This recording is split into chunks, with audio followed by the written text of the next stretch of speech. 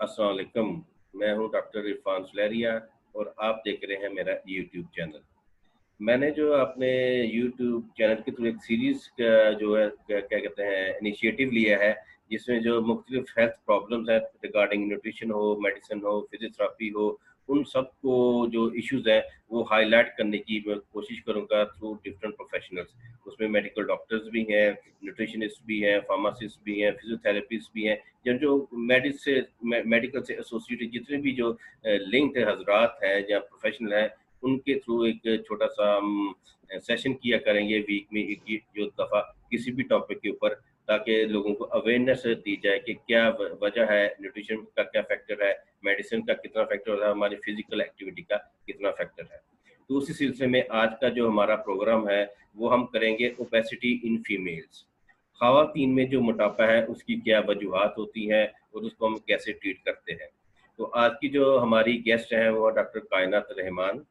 कायनात रहमान की जो बेसिक क्वालिफिकेशन है वो BSc human nutrition and dietetics है फ्रॉम रावलपिंडी, और एमफिल इन क्लिनिकल न्यूट्रिशन है। और आज का जो ये सर्विसेज दे रही हैं, ये प्राइमरी या सेकेंडरी डिपार्टमेंट है, हेल्थ डिपार्टमेंट है पंजाब का, वहाँ पे एज ए न्यूट्रिशन ऑफिसर अपनी सर्विसेज दे रही हैं, और इसके अलावा अपनी जो प्राइवेट प्रैक्टिस है वो भी कर रही है। तो ये शॉर्ट सा इंट्रोडक्शन मैंने दिया। अब हमारी जो आज की गेस्ट हैं कायनात रहमान, तो हम उनकी तरफ चलते हैं। अस्सलाम वालेकुम डॉक्टर कायनात, क्या हाल है आपके? वालेकुम अस्सलाम डॉक्टर इरफान। मैं बिल्कुल ठीक ठाक। आप कैसे हैं? जी मैं भी ठीक ठाक, अल्लाह का शुक्र। रमज़ान कैसा चल रहा है आपका? रमज़ान शरीफ अभी तक अच्छा चल रहा है। वो लॉकडाउन भी और रमज़ान भी, दोनों चीज़ें साथ साथ चल रही हैं। जी, बिल्कुल। अच्छा, मैंने वो शॉर्ट सा इंट्रोडक्शन तो मैंने करवा दिया, आप खुद भी आपका अपने बारे में हमारे जो व्यूअर्स हैं, सुनने वाले हैं, देखने वाले हैं, उनको बता दें कि आपका क्या बैकग्राउंड है और क्या क्या आप सर्विसेज दे रही हैं। Yes sure. मैं प्राइमरी वैसे तो मैंने BS human nutrition and dietetics किया था रावलपिंडी से, और एमफिल मास्टर्स मेरा हुआ क्लिनिकल न्यूट्रिशन में लाहौर से। तो उसके मैंने काफ़ी जगह पे इंटर्नशिप्स भी की, एक्सपीरियंसेस हैं मेरे पास। एमएच रावलपिंडी में किया था, सीएमएच हॉस्पिटल रावलपिंडी में किया है इंटर्नशिप। उसके अलावा आजकल जो मैं अपनी एज अ न्यूट्रिशनिस्ट अपनी खिदमात सर अंजाम दे रही हूँ primary and secondary health care department में एज अ न्यूट्रिशन ऑफिसर। उसके अलावा माई डाइट एक प्राइवेट फर्म है लाहौर में, वहाँ पर भी मैं एज अ न्यूट्रिशनिस्ट कंसल्टेंट बैठती हूँ। और इसके अलावा एक न्यूट्रिशन प्रोग्राम है पंजाब, हमारे जो सुबह पंजाब का हेड ऑफिस है IRMNCH के नाम से। ये एक न्यूट्रिशन प्रोग्राम है स्पेशली मालनरिश्ड चिल्ड्रंस और जो प्रेग्नेंट और ब्रेस्ट फीड करवाने वाली लैक्टेटिंग मदर्स हैं उनके लिए खास तौर पर। तो वहाँ पर भी मैं एज अ न्यूट्रिशन ऑफिसर अपनी खिदमात सर अंजाम दे रही हूँ। जी। अच्छा, ये जो आप दे रही हैं प्राइमरी और सेकेंडरी हेल्थ डिपार्टमेंट में न्यूट्रिशन सर्विसेज, तो उसमें आपकी जॉब डिस्क्रिप्शन क्या है? ऑफिस बेस है या फील्ड में भी जाके आप काम करती हैं? ऑफिस बेस भी है और फील्ड में भी हम जाते हैं। ऑफिस बेस इस तरह है कि ये पंजाब का हेड ऑफिस माना जाता है, तो यहाँ पर जितने भी पंजाब के सिटीज में जितने भी DHQ या THQ हॉस्पिटल्स हैं, उनमें जितने भी रिगार्डिंग न्यूट्रिशन जितने भी प्रोग्राम्स चल रहे हैं या जितना भी काम हो रहा है, ब्रेस्ट फीडिंग हो जाता है उसमें, मालनरिश मैम और सैम बच्चों पे खास तौर पे काम किया जा रहा है, और लैक्टेशन के बारे में अवेयरनेस, और जो रिमोट एरियाज हैं हमारे वहाँ पर जाके उनको अवेयरनेस दी जा रही है या सेशन टॉक होता है। तो इस लिहाज से हो जाता है। और फील्ड में अगर देखा जाए तो काफ़ी सारे हॉस्पिटल्स में भी जाना पड़ता है। और उसके अलावा अगर स्पेशली आजकल न्यूट्रिशन की अवेयरनेस नहीं है लोगों में इतनी। बड़े सिटीज में तो हो जाता है क्योंकि बहुत सारे न्यूट्रिशनिस्ट बैठे हुए हैं और बहुत सारी उनको फैसिलिटीज मिल जाती हैं, लेकिन जो हमारे गांव या फिर पिछड़े रिमोट एरियाज हैं, बैकवर्ड एरियाज हैं, वहाँ पर फील्ड में फिर जाना पड़ता है। वहाँ पर जाकर उन लोगों को बताना पड़ता है कि न्यूट्रिशन भी कोई चीज़ है, इसकी भी कितनी इंपॉर्टेंस है। तो इस तरह फिर फील्ड में भी जाना पड़ता है। अच्छा, फील्ड वर्क भी है और ऑफिस बेस्ड वर्क भी है, तो वहाँ पे आप क्या डाइट ऑफिस में काउंसलिंग करती जी। हैं, कोई इंफॉर्मेशन देती हैं रिगार्डिंग न्यूट्रिशन, या कस्टमाइज्ड डाइट प्लानिंग या कोई डाइटरी सर्विसेज भी हैं? डाइट काउंसलिंग भी होती है और उनकी जो भी उनका हेल्थ इशू होता है या हेल्थ डिसऑर्डर उनको कोई होता है, कोई प्रॉब्लम है, उसके अकॉर्डिंग उनका डाइट प्लान भी बनता है प्रॉपर।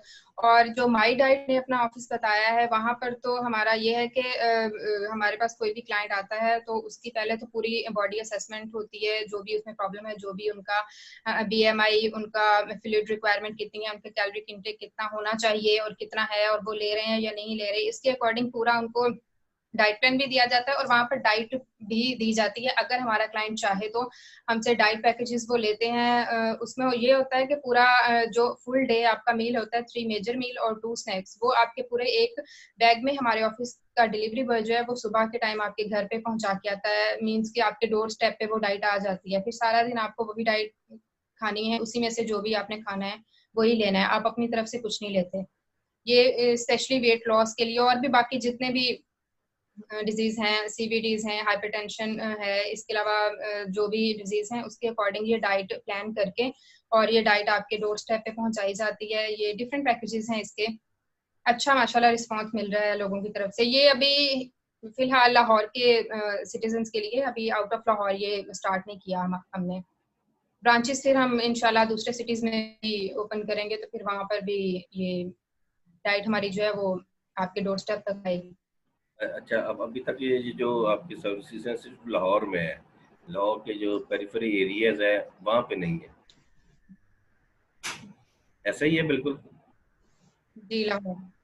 सही सही। जी जी लाहौर में ही है, आउट ऑफ लाहौर अभी नहीं है। ठीक है ठीक है।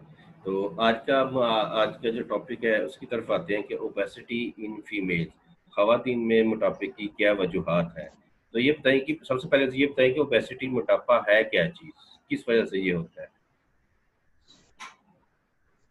ओबेसिटी आजकल जिस तरह, डॉक्टर इरफान आप भी फील्ड में बहुत काम है आपका, भी देखते होंगे आप भी, आजकल एक बहुत such a big factor obesity, not in specially females, in males, in childrens, means के एवरी हर जनरेशन के और हर एज के, स्पेशली बच्चों में, बड़ों में, सब में ये ओबेसिटी पाई जाती है। तो जिस तरह आज का हमारा टॉपिक है ओबेसिटी इन फीमेल्स, तो उसमें ये होता है कि ओबेसिटी एक एबनॉर्मल और एक्सेसिव फैट की एक स्टोरेज हो जाता है हमारी बॉडी में, स्पेशली हमारी बॉडी के डिफरेंट पार्ट्स में। फीमेल्स में हो जाता है बेली फैट्स में, बेली फैट हो जाती है बहुत ज्यादा उनकी। तो ये होता है कि जब हमारी बॉडी जो है वो फैट को बहुत ज्यादा स्टोर कर लेती है अंडर आवर स्किन और अराउंड आवर जॉइंट्स और ऑर्गन्स, तो फिर ये फैट की एक्सेसिव एक लेयर हो जाती है, जिसको जो हमारे वेट गेन में इजाफा करती जाती है, वेट गेन हो जाता है, फिर वो ओबेसिटी की तरफ चला जाता है, और फिर ओबेसिटी से बहुत सारी वो बीमारियां हो जाती हैं। जिस तरह कहते हैं कि मोटापा जो है वो सारी बीमारियों की जड़ है, माँ है सबकी, तो फिर ओबेसिटी से बहुत सारी बीमारियां हो जाती हैं। और दूसरा मेन इसका फैक्टर ओबेसिटी इन फीमेल्स में आ जाता है, लाइफस्टाइल उनका आ जाता है, और हार्मोनल चेंज उनका आ जाता है, उनके जो पीरियड्स में चेंजेस हो जाते हैं, इरेगुलरिटीज हो जाती हैं पीरियड्स में, वो उनका हो जाता है। ओवर ईटिंग की वजह से भी फीमेल्स में बहुत ये इसका एक फैक्टर देखा जाता है, ओबेसिटी का, ओवर ईटिंग भी। उसके अलावा फैमिली हिस्ट्री भी होती है, क्योंकि हमारी जनरेशन आ रहा है, और एडिपोज टिश्यूज हमारी बॉडी में बहुत ज्यादा स्टोर होना शुरू हो जाते हैं, जिसकी वजह से ओबेसिटी हो जाती है। और मेडिकेशन भी आजकल एक बहुत बड़ी वजह है ओबेसिटी की। इसके अलावा हमारी जो फिजिकल इनएक्टिविटी आ जाती है, ये सारे मेन फैक्टर्स हैं ओबेसिटी के, जिसकी वजह से फीमेल्स में स्पेशली ओबेसिटी जो है वो बढ़ती चली जा रही है। यानी आपका कहने का मकसद ये है कि जितनी रिक्वायर्ड कैलोरीज की किसी भी इंडिविजुअल की है, अगर उससे ज़्यादा वो इनटेक करेगा तो in the form of adipose tissue उनकी बॉडी में वो स्टोर होना शुरू हो जाएगा, चाहे वो मेल है या फीमेल है। तो वो जो है वो कॉज बनेगा ओबेसिटी या मोटापे का। तो ये तो ओबेसिटी होगी। और खवातीन में क्या किन इश्यूज की वजह से, वो आपने बता दिया कि हार्मोनल चेंजेस, फैमिली हिस्ट्री और मेडिकल हिस्ट्री में, ये सारी वो चीज़ें वो काउंट करती हैं। तो इसके अलावा अगर ये बताएंगे कि ये जो ओबेसिटी इन फीमेल्स है, क्या आगे जाके उनके लिए मेडिकल कॉम्प्लिकेशन कॉज कर सकती है?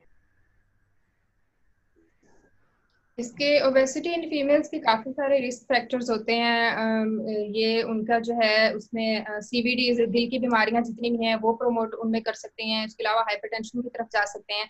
और स्पेशली अगर फीमेल्स में देखा जाए तो उन्होंने फिर अगर कॉलेज गर्ल्स हैं या यूनिवर्सिटी गर्ल्स हैं, कल को फिर उनकी शादियां भी होनी है या उन्होंने आगे इतनी जिंदगी गुजारनी है, तो वो सारा, अगर वो अभी से ओबीज हो जाएंगी या ओबेसिटी की तरफ चली जाएंगी तो उनकी आने वाली जो जिंदगी है वो भी सारी खराब हो जाएगी। उसके अलावा बहुत सारी बीमारियां उनमें पैदा होना शुरू हो जाएंगी, तो जिसकी वजह से फिर उनकी अगली जो फ्यूचर की सारी लाइफ है वो सारी डिस्टर्ब हो जाएगी। यानी उनकी जो सोशल लाइफ जो है ना, वो काफ़ी वो डिस्टर्ब होगी। मेरे पास जो पेशेंट आती हैं, खासकर जो खवातीन आती हैं, मैरिड भी होती हैं और अनमैरिड भी होती हैं, तो वो कहती हैं हमें ना वो एक स्टिग्मा के तौर पर भी लिया जाता है कि आप इतनी मोटी हो गई हो, आप इतना वज़न गेन कर लिया है, और दूसरे जो फैमिली हिस्ट्री होती हैं, इश्यूज़ होते हैं, वो बड़े आ जाते हैं कि खासकर फीमेल्स में, और उनके साथ फिर वो सोशल इकोनॉमिक स्टेटस के साथ साथ उनका ना साइकोलॉजी के लिए भी उनको हिट किया जाता है कि अगर वो सिंगल भी है तभी भी तुम्हारी बेटी इतनी मोटी हो गई है, अगर वो मैरिड भी है तभी भी आप इतनी मोटी हो गई हो, पहले तो आप ऐसी थी। तो साइकोलॉजी के लिए भी उनको ना स्ट्रेसफुल हो जाती हैं, उनको एंजाइटी डिसऑर्डर्स हो जाते हैं, यही सुन सुन के अपने ये बिल्कुल, सोसाइटी में सोसाइटी में की घर वजह से। वाले, दूसरे जो इर्द-गिर्द के होते हैं, तो साइकोलॉजिकल तौर पे, नफ्सियात तौर पे काफ़ी वो डिप्रेशन का शिकार हो जाते हैं। अच्छा, ये बिल्कुल तो बिल्कुल। आपने बता दी क्या इश्यूज़ होते हैं। अब इनकी जो रिकमेंडेड कैलोरीज़ रिक्वायरमेंट कितनी होती है एक आम इंडिविजुअल की, और स्पेसिफिकली हम फीमेल की जब बात करते हैं? मेरे पास जितने भी क्लाइंट्स फीमेल्स आती हैं रिगार्डिंग वेट लॉस उन्होंने करना होता है, तो कैलोरीज से रिलेटेड बहुत सवाल आते हैं, क्योंकि कैलोरीज जो है वो डिपेंड करती है आपके वेट गेन पर भी और वेट लॉस पर भी, दोनों पर। तो वेट लॉस के लिए भी कैलोरी इंटेक आपकी मुख्तलिफ होती है और वेट गेन के लिए भी मुख्तलिफ होती है। स्पेशली अगर फीमेल्स में देखा जाए तो अगर आप वेट लॉस जर्नी की तरफ जा रहे हैं तो फीमेल्स में 1200 से 1400 कैलोरीज पर डे उनका इंटेक होना चाहिए, और अगर मेल्स में है तो फिर मेल्स में ये 1600 टू 1700 या 1750 कैलोरीज पर डे उनकी कैलोरी रिक्वायरमेंट इतनी होनी चाहिए। यानी फीमेल की और बात ये करें। कैलोरी इस तरह की कैलोरीज जो है वो एक हेल्दी और बैलेंस डाइट से पूरी होनी चाहिए। माई प्लेट को अगर हम देखें तो उसमें सारे फूड ग्रुप इंक्लूडेड होते हैं, उसके अकॉर्डिंग अगर हम अपनी जो है डाइट डिजाइन करें तो वो एक हेल्दी और बैलेंस डाइट होगी जो आपकी कैलोरी रिक्वायरमेंट में बहुत यूजफुल होगी। बिल्कुल ऐसे ही जैसे आपने कहा कि जो फीमेल की रिक्वायरमेंट वो तकरीबन 14 टू 1500 किलो कैलोरीज रिक्वायरमेंट है। तो इसमें इसमें बैलेंस डाइट का होना वो बहुत ज़रूरी है। अगर उसे सिर्फ कैलोरीज पूरी करनी है तो जी। 4-5 समोसे खाएगा तो वो कैलोरीज उससे पूरी हो जाएंगी। लेकिन जो उसकी जो न्यूट्रिएंट डेफिशिएंसी है वो नहीं, वो उससे पूरी हो पाएगी। तो एक बैलेंस डाइट का होना वो बहुत ज़रूरी है, जिसमें तमाम ग्रुप्स जो फूड्स के हैं वो हों, तो वो उसको हम बैलेंस डाइट कहेंगे। अच्छा, एक ये होता है कि जी। कुछ ख़वातीन ने या जो भी क्लाइंट है उसने वेट लॉस कर लिया, लेकिन वो दोबारा गेन हो जाता है। अब उसको वापस लाने के लिए क्या-क्या उनको मुश्किलात होती हैं, और वो क्यों क्यों इस तरह होता है? जी, मेरे पास भी डॉक्टर इरफान बहुत सारी फीमेल्स का यही प्रॉब्लम होता है कि वो बहुत मुश्किल से एक जो डाइट प्लान होता है उसको फॉलो भी कर लेती हैं और जिम वगैरह भी ज्वाइन कर लेती हैं, फिजिकल एक्टिव भी हो जाती हैं। एक पॉइंट पर उनका वेट लूज हो भी जाता है, लेकिन फिर से उनका वेट गेन होना शुरू हो जाता है। तो वेट लॉस करना आजकल अनफॉर्चुनेटली इसलिए मुश्किल हो गया है कि हमारी हैबिट्स हैं वो और हमारा लाइफस्टाइल, डाइटरी हैबिट्स और लाइफस्टाइल का बहुत बड़ा हाथ होता है। अगर हम वेट लॉस की तरफ हैं या वेट गेन की तरफ हैं या कोई भी हम डाइट प्लान फॉलो कर रहे हैं, तो वो हमारा जो है लाइफस्टाइल और डाइटरी हैबिट्स हमारी बहुत बिगड़ गया है। हम बैठे रहते हैं, फिजिकल एक्टिव नहीं है, और that's the one of the biggest factor behind obesity कि हमारी फिजिकल एक्टिविटी भी बहुत कम हो गई है। और अगर आप अपनी बॉडी रिक्वायरमेंट को नहीं समझेंगे और रैंडमली आप डाइट प्लान फॉलो करना स्टार्ट कर लेंगे इंटरनेट से या आपने किसी दोस्त से सुना है, तो इस तरह जो है आपका कभी भी वो है वेट लॉस नहीं होगा।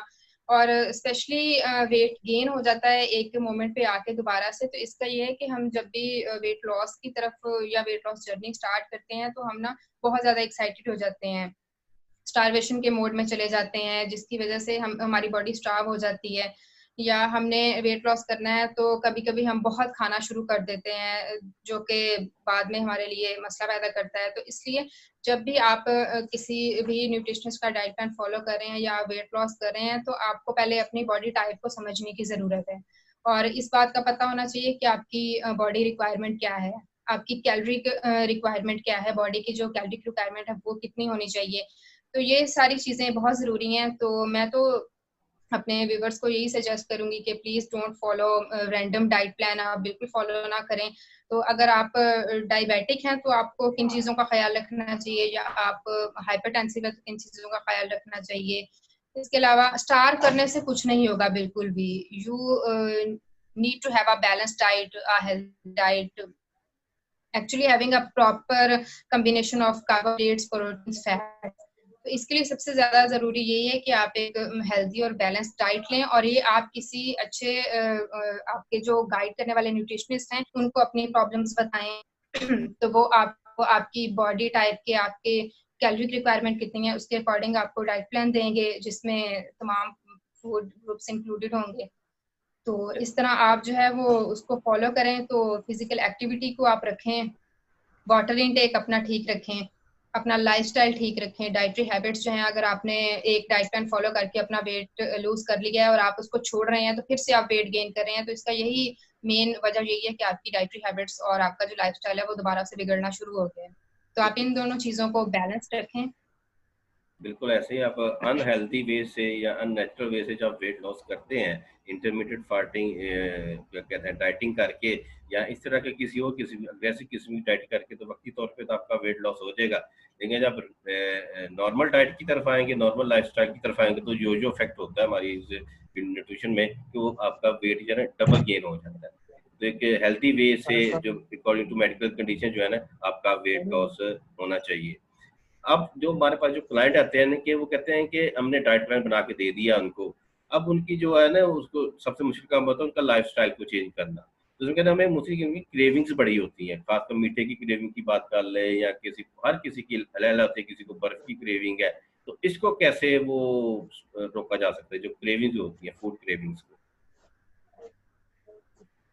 जी, क्रेविंग्स के बारे में भी बहुत क्लाइंट्स जो हैं वो कहते हैं कि जी हमें स्पेशली मीठे की और चावल की क्रेविंग के बारे में ज़्यादा मैंने अपने क्लाइंट्स से सुना है कि हमें मीठे की बहुत क्रेविंग हो रही है, या हम चावलों के शौकीन थे तो अब हमें डाइट प्लान फॉलो कर रहे हैं तो चावल खाने की बहुत क्रेविंग हो रही है। तो जब आप डाइटिंग करते हैं तो आपकी बॉडी जो है वो बहुत सी चीज़ों से डिप्राइव हो रही होती है। तो trust me, body is very complex. तो कहते हैं कि बॉडी जो है वो आपके माइंड से खेलना शुरू हो जाती है, तो आपको मुख्तलिफ क्रेविंग्स होती हैं। ऐसी ऐसी क्रेविंग्स होती हैं जो नॉर्मली आपका खाने का दिल भी नहीं कर रहा होता। तो अगर आप डायबिटिक पेशेंट हैं और अगर आपको शुगर क्रेविंग हो रही है, तो डाइट प्लान में भी कुछ चीज़ें जो है वो उनको अलाउ किया जाता है, लेकिन एक लिमिट तक उनका पोर्शन साइज कंट्रोल किया जाता है। पोर्शन साइज को ध्यान में रखते हुए वो डाइट प्लान बनाया जाता है। तो उसमें अगर आपको शुगर की क्रेविंग हो रही है तो आप खजूर खा सकते हैं, आप अंजीर ले सकते हैं, या प्योर शहद आप ले सकते हैं। इससे आपकी शुगर की क्रेविंग भी खत्म हो जाएगी, और स्पेशली डाइटिंग में रोटी और चावल की ज़्यादा क्रेविंग सामने आती है। तो इसलिए भी कोशिश करें कि थोड़ा आप अपने आप को खुद भी कन्विंस आपको करना होगा कि अगर आपको क्रेविंग हो भी रही है तो आप अपने आप को मोटिवेट इस तरह करें कि मैंने डाइट प्लान फॉलो करना है या मैंने वेट लॉस करना है, तो मैं इस चीज़ का ख्याल रखूँ। खैर, अगर आपको डाइटिंग में रोटी या चावल जो है उसकी क्रेविंग हो रही है, तो मैं अपने क्लाइंट्स को स्पेशली जब डाइट प्लान देती हूँ तो मैं उनको बिल्कुल ये नहीं कहती कि आपने शुगर छोड़ देनी है, मीठा नहीं खाना, रोटी नहीं खानी, चावल नहीं खाने। आप ज़रूर खाएँ, लेकिन आप एक लिमिट तक खाएँ, पोर्शन साइज़ कंट्रोल रखें। तो वैसे तो हमारा कल्चर और सोसाइटी भी ऐसी है कि हम दोपहर में भी नान खा लेते हैं, चपाती खा लेते हैं। तो ध्यान ये रखना होगा कि बहुत ज़्यादा क्रेविंग हो रही है तो आप हाफ चपाती ले लें, और अगर चावल की क्रेविंग हो रही है तो आप 5 से 6 चम्मच चावल ले लें। तो ये आपको हेल्प आउट होगा, इससे आपकी क्रेविंग भी खत्म हो जाएगी, और आपकी जो वो डाइट प्लान है उसमें भी कोई बिगाड़ नहीं आएगा। तो इस तरह आप चीटिंग, आपका जो डाइट प्लान है वो आपको चीटिंग नहीं करने देगा। तो बहुत सारे क्लाइंट से मैंने सुना है कि जब भी वो आते हैं तो डॉक्टर साहब हमें चीटिंग डे कब मिलेगा। तो एक्चुअली चीटिंग होता क्या है, सबसे ज़्यादा ये है कि चीटिंग डे का कोई कॉन्सेप्ट नहीं है, चीटिंग मील का ज़रूर कॉन्सेप्ट है। तो it's only cheat meal not a cheat whole day. तो मैं अपने क्लाइंट्स को यही कहती हूँ कि अगर आपको चीट मील चाहिए तो आपको डाइट प्लान फॉलो आप मेरा कर रहे हैं तो आपको आफ्टर 3 वीक्स चीट मील दिया जाएगा, जिसमें आप अपना जो भी आपका फेवरेट मील है आप वो जरूर ले सकते हैं, कंज्यूम कर सकते हैं। तो इस तरह चीटिंग डे का तो कोई कंसेप्ट नहीं है, चीट मील जरूर उनको मिल जाता है आफ्टर 3 वीक्स। तो ऐसा ही है। ये हमारे यहाँ ये कहता है कि हर रोज चीट डे हो, हम रोज कोई ना कोई इसमें जो है ना वेरिएशन लेके आए, तो ऐसी चीजें पॉसिबल वो होती नहीं है। तो अगला वो मेरा क्वेश्चन है कि एक्सरसाइज का क्या रोल है वेट लॉस में, कितना इसका इम्पोर्टेंस आप कह लें कि एक्सरसाइज की है, डाइट के साथ वही एक्सरसाइज एक्सरसाइज भी। और जी जी, एक्सरसाइज और फिजिकल एक्टिविटी जो है वो आजकल हमें हमारी लाइफ स्टाइल में तो ना होने के बराबर नजर आ रही है। तो एक्सरसाइज बहुत जरूरी है, इसलिए कि जहाँ 75% आपकी बॉडी जो है वो डाइट से हेल्प कर रही होती है, डाइट हमारी बॉडी को हेल्प कर रही होती है, वहीं 25% एक्सरसाइज और फिजिकल एक्टिविटी जो है इसका भी कंट्रीब्यूशन है हमारी बॉडी में। जरूरी नहीं है कि इसके लिए आप जिम जाएं, रोजाना आप डेली 30 to 35 मिनट्स की वॉक भी अगर कर लें, अपनी रूटीन में ऐड कर लें, तो इससे भी आपको वेट लॉस में बहुत फायदा हो सकता है। और वेट लॉस के साथ साथ जो है ये वॉक हमारे ब्लड सर्कुलेशन को इंक्रीज कर सकती है। उसके अलावा बॉडी शेपिंग और बॉडी टोनिंग में भी बहुत ज्यादा हेल्प करती है। उसके अलावा ये हमारे माइंड को साइकोलॉजिकली भी बहुत फ्रेश रखती है, हमें एक बेहतर तरीके से सोचने और समझने की सलाहियत भी देती है। तो मैं तो एक्सरसाइज और फिजिकल एक्टिविटी को बिल्कुल अपने क्लाइंट्स को कहती हूँ कि अपनी रूटीन का जरूर हिस्सा बनाएं, क्योंकि ये it's very very useful specially for weight loss. वो कह रहे हैं कि आप जितना मर्जी डाइट कर लें, एक्टिव कर लें, लेकिन फैट बर्न करने के लिए कोई ना कोई थोड़ी बहुत आपको एक्टिविटी चाहिए। जी कुछ बिल्कुल, वो कहते हैं, वो भी कहते हैं हरकत में बरकत है। हरकत करेंगे तो हरकत में वो बरकत। बरकत होगी, बैठे बैठे तो वो कुछ नहीं होगा। तो एक्सरसाइज का बहुत ज्यादा वो रोल है।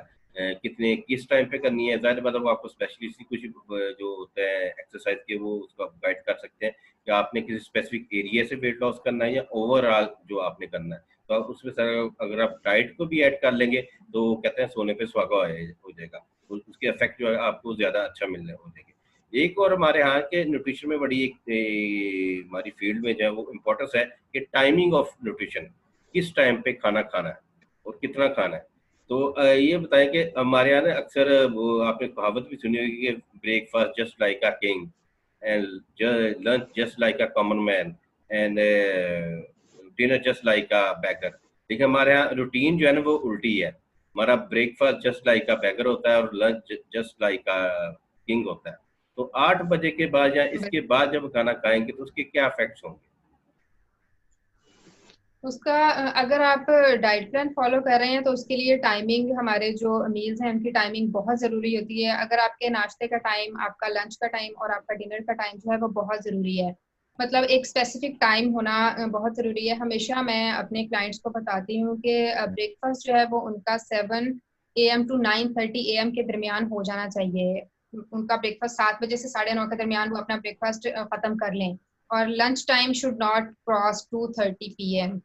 हमारे अक्सर जो नाश्ता होता है वो 12 बजे हो रहा होता है, लंच जो है वो शाम के 5-6 बजे हो रहा होता है, और डिनर हम रात को 12-1 बजे कर रहे होते हैं। तो ये हमारा जो है टाइमिंग, इसमें हमारा एक्चुअली लाइफस्टाइल को बहुत बिगाड़ रखता है। और dinner is very important. Dinner should be done at 7 PM to 8:30 PM। इसकी एक वजह ये भी है कि डिनर के बाद हमारी कोई खास फिजिकल एक्टिविटी नहीं होती, या तो मोस्टली हम टीवी देख रहे हैं या मोबाइल यूज कर रहे हैं या कुछ भी, मतलब बैठा रहना है, बैठे रहते हैं, कोई फिजिकल एक्टिविटी नहीं है।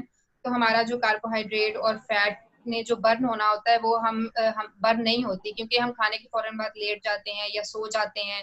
तो स्लीपिंग टाइम जो है ये भी बहुत मैटर करता है। तो मैं अपने क्लाइंट्स को रिकमेंड करती हूँ हमेशा कि उनका जो स्लीपिंग टाइम है वो 2 to 3 hours आफ्टर डिनर होना चाहिए। खाना रात का खाने के 2-3 घंटे बाद वो लेटें, 2-3 घंटे बाद वो बिस्तर पर जाएं। तो it's also one of the biggest factor behind obesity के खाना खाने के फौरन बाद हम सो जाते हैं, लेट जाते हैं। आजकल जिस तरह रमजान है तो इफ्तारी के बाद हम लोग ज्यादा हमसे खाया नहीं जाता, तो उसके बाद हम नमाज वगैरह पढ़ने के बाद मोस्टली लोगों में यही है कि बस लेटे हुए हैं या सो जाते हैं। तो उनका जो ईटिंग पैटर्न है वो भी बहुत ज्यादा बिगड़ गया है। तो ये जो है आपको हाइपरटेंशन और सीवीडी पे भी प्रमोट करता है। ये अगर आप रात को जल्दी खाना खाने के बाद जल्दी सो जाते हैं तो आपका फैट बर्न नहीं होता, जो कि फिर स्टोर हो जाता है टिश्यूज की फॉर्म में, जो बाद में फिर ओबेसिटी की ही वजह बनता है।